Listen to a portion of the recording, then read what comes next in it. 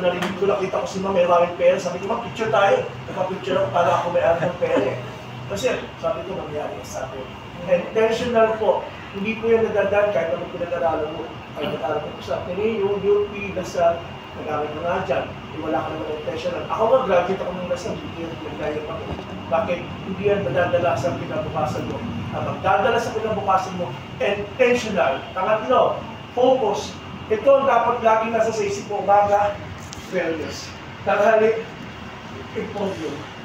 Hapon, wealth emporium. Gabi, Lord, maawa ka. Focus. Ayan.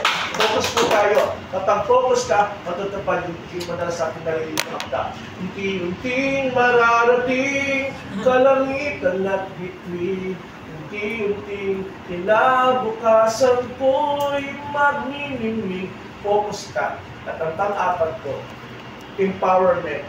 Pag ikaw po ay may pera na, ipangako mo to sa Diyos. Lord, payamanin mo ko. Pangako po with all my heart. Yung pera ito, meron po akong pera sa church, may pera po ako sa tithes, offering, evangelism, feeding, mission. Amen! Pagkain, damit, at saka sa pagdidate at pandidigan. Meron po kayong gano'n. Amen? Tandaan niyo po yan. Amen? Ano una?